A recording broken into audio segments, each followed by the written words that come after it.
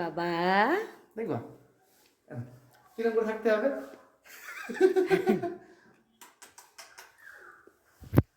তোমরা দেখো ওই যে পুরো রেডি, যাচ্ছি আজকে ভ্যালেন্টাইন্স ডে গিফট কিনতে।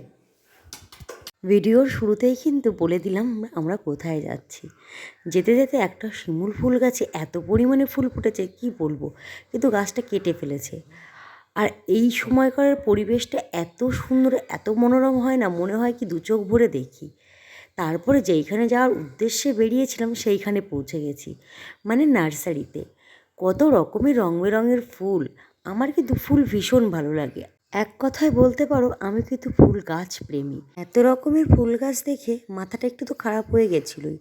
অনেক দিন ধরেই তোমাদের দাদাভাইকে বলছিলাম কটা ফুল গাছ, এমনকি তোমাদের দাদাভাইকে দিয়ে প্রমিসও করিয়ে নিয়েছিলাম প্রতি বছর বিবাহবার্ষিকীতে আমাকে একটা করে ফুল গাছ গিফট করবে, তাতেই আমি খুশি।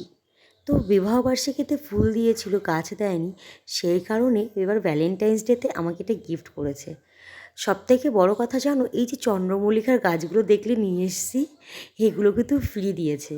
কেন বলো তো, এখন তো সিজন শেষ, চন্দ্রমল্লিকা মানে শীতকালীন যে ফুলগুলো হয় তার সিজনটা শেষ, সেই কারণে এই গাছগুলো আমাকে ফ্রি দিয়েছে।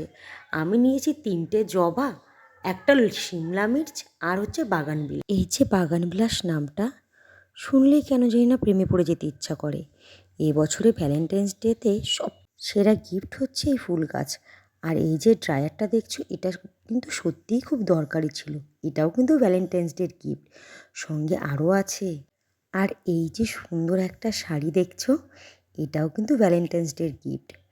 এবছর ভ্যালেন্টাইন্স ডেতে কিছু নাই নাই বলতে তোমাদের দাদাভাই কিন্তু অনেক কিছু দিয়ে দিয়েছে আমাকে, না চাইতেই অনেক কিছু পেয়ে গেছি। তো এইখানে তোমাদের দাদাভাই নিজের মনে এক মনে ফুল গাছ লাগাচ্ছে। মাটি নিয়ে এসছে, নিচের থেকে নিয়ে এসে সুন্দর করে মাটি সুন্দর করে গুঁড়ো করে গাছগুলো লাগাচ্ছে। গোবর সারও এনেছে, কিন্তু কদিন পরে দেবে। কি সুন্দর লাগছে না বলো বাগান বিলাসটাকে।